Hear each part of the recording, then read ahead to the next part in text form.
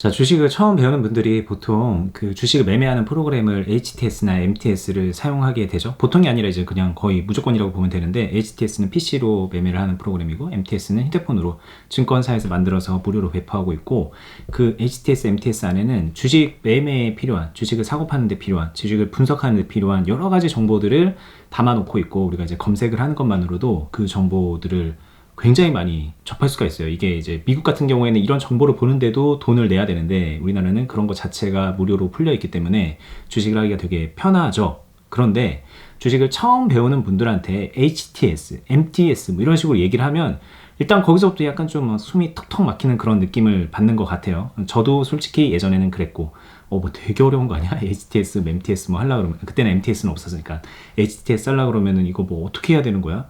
무서운 마음부터 드는데, 이제 그런 분들한테 이제 도움이 되는 얘기를 좀 해드리려고 하여, 주식을 처음 하는 분들, 혹은 이제 그동안에 해왔는데 딱히 그렇게 HTS나 MTS를 많이 보면서 익숙하지 않은 분들은 어떤 식으로 주식을 공부하고, 그러니까 주식에 대한 정보를 찾고 투자 분석을 해야 되는가, 이거에 대한 힌트인데, 그냥 어렵게 생각할 거 없이 네이버 증권에 들어가시면 HTS에서 제공하는 정보들이 상당 부분 이미 구현이 돼 있고요. 네이버라고 하면 이제 많은 분들이 익숙하시잖아요. 요즘에는 이제 쇼핑이나 웹툰을 보느라고 많이 이용을 하실 텐데, 메인 화면에 들어가면 네이버 증권 탭이 딱 있고 그냥 손쉽게 누구나 언제라도 원할 때 들어가서 볼 수가 있는 게 장점이거든요. HTS 같은 경우에는 솔직히 PC에 그거를 실행을 해놔야지, 그리고 로그인을 해놔야지 정보를 볼 수가 있는데, 네이버 같은 경우에는 언제나 어느 때나 핸드폰이든 PC든 이렇게 들어가서 볼 수 있는 장점이 있기 때문에 접근성이 용이하다는 장점이 있죠.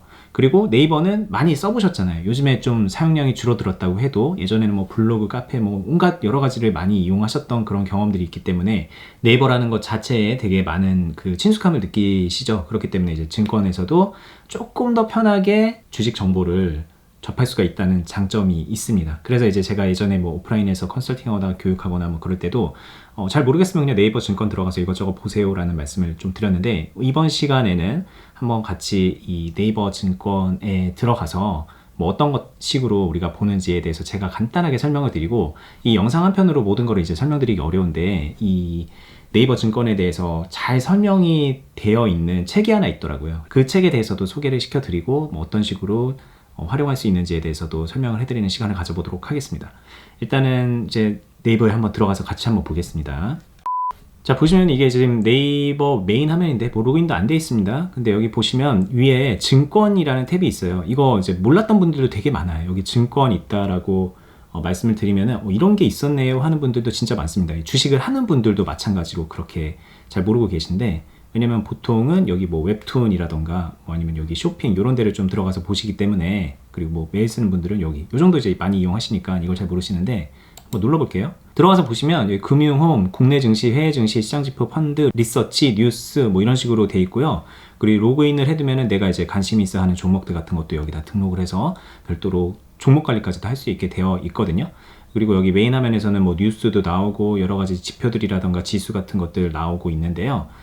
여기 일단 국내 증시로 한번 들어가서 볼게요. 이렇게 보시면은 여기 왼쪽에 탭에 있습니다. 코스피, 코스닥, 선물 뭐 어쩌고저쩌고 막 이렇게 나와 있는데, 이제 우리가 이제 많이 보통 보는 게 거래 상위 뭐 이런 정보 많이 보죠. 오늘 이제 거래량이 많았던 종목들 상위로 해서 이렇게 쭉 정리가 되어 있는 거예요. 지금 시간은 이제 장이 마감이 되어 있는 시간이기 때문에 이게 변동은 더 이상 없을 거고, 뭐 1등은 미래산업이라는 종목. 요즘에 이제 ETF 많이 하시잖아요. ETF도 여기 나오죠. 그리고 원유 ETF도 많이 하시는데, 이런 식으로 거래량 상위 종목으로 여기 나오고요. 거래량도 어마어마하죠. 그리고 쭉쭉쭉쭉 나오고, 페이지 넘겨가면서, 페이지 넘길 것도 없네요. 100위까지 이렇게 나오고 있습니다. 자, 이거는 코스피 종목이고요. 코스닥 종목은 이런 식으로 또 정리를 해서 볼 수가 있고요.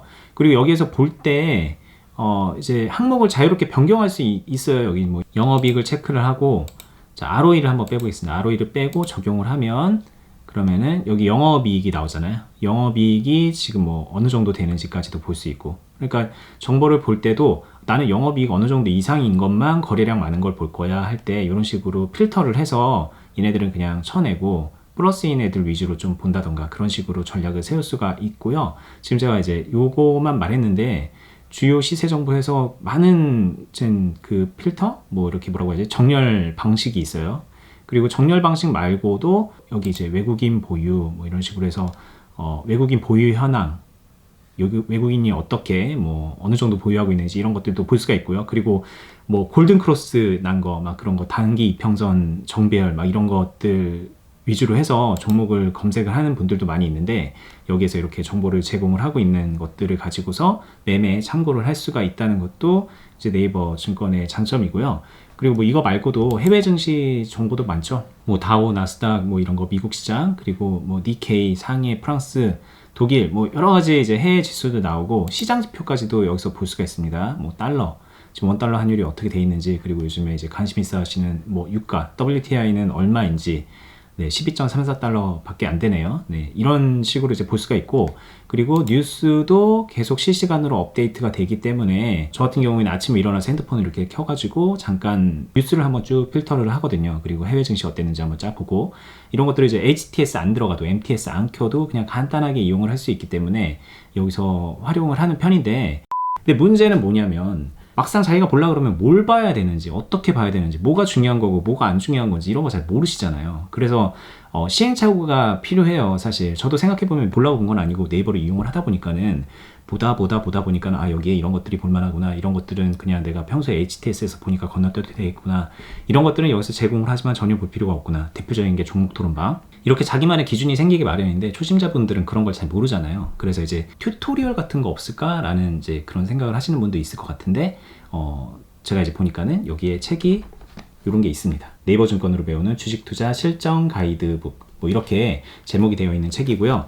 이 책은 스마트 비즈니스 북스라는, 맞나요? 스마트 비즈니스라는 출판사에서 출간이 된 책인데, 이런 식의 실용 서적들이 많이 있고 주식책도 많이 있더라고요. 이 책에 대해서 얘기를 꺼냈으니까 한번 좀 간단하게 설명을 드리면요, 이 책은 크게 보면은 두 가지의 목적성이 있습니다. 첫 번째는 네이버 증권에 대해서 잘 모르는 주식 초보자들이 어떤 식으로 네이버 증권 탭을 이용하고 어떻게 정보를 열람해야 되는지, 주요 정보들은 무엇인지 뭐 이런 것들을 알려주는 그런 튜토리얼의 역할에 되게 좀 충실해요. 그래서 어느 탭에 들어가서 거래량 지표를 보고, 어느 탭에 들어가서 리포트를 보고, 리포트를 볼 때는 어떤 식으로 봐라, 뭐 이런 식으로 좀 설명이 친절하게 되게 알기 쉽게 잘 되어 있는 편이고요. 제가 처음부터 끝까지 다 봤어요. 그러니까 그렇게 잘 설명이 돼 있고요. 그리고 또 한편으로는요, 그런 거 사이트 잘 이용해봤자 내가 주식에 대해서 잘 모르고 주식 투자에 대한 그 뭔가 좀 포인트를 잘 모르고 있으면은 엉뚱한 걸 찾아볼 가능성이 되게 높잖아요.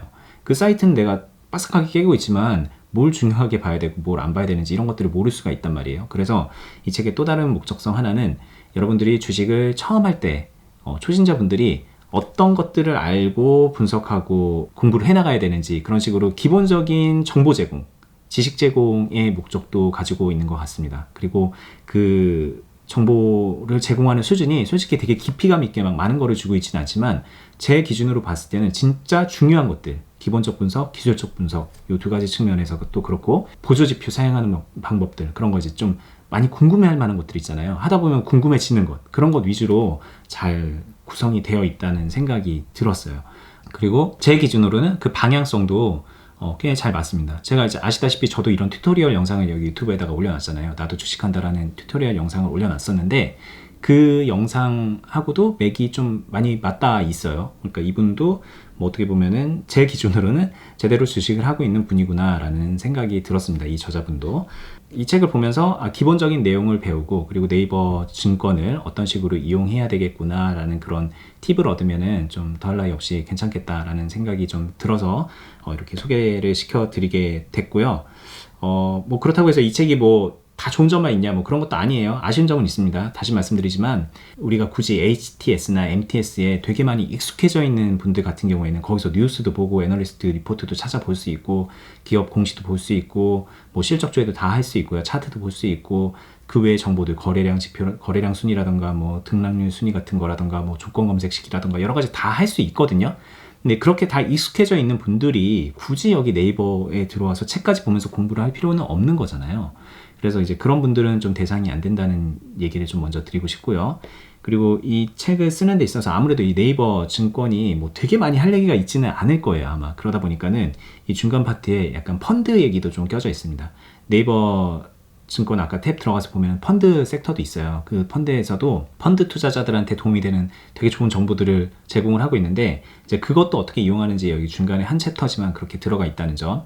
뭐 이거는 솔직히 주식을 배우고 싶은 분들한테는 좀 사족이잖아요. 그래서 이런 거는 좀 단점이 될 수도 있겠구나라는 생각이 들었습니다. 근데 뭐 그렇다고 해서 펀드 어떻게 검색하는지 안다고 해서 내가 손해보는 건 아니기 때문에 그런 측면에서 그냥 하나 들어가 있어도 뭐 그 정도는 뭐 괜찮지 않나 이런 생각이 좀 들었어요. 자, 이렇게 이제 제가 네이버 증권을 어떤 식으로 이용하는지 그리고 네이버 증권을 이용하는 방법을 설명해둔 이 책 네이버 증권으로 배우는 주식 투자 실전 가이드북이라는 책 소개까지 좀 해드렸는데요.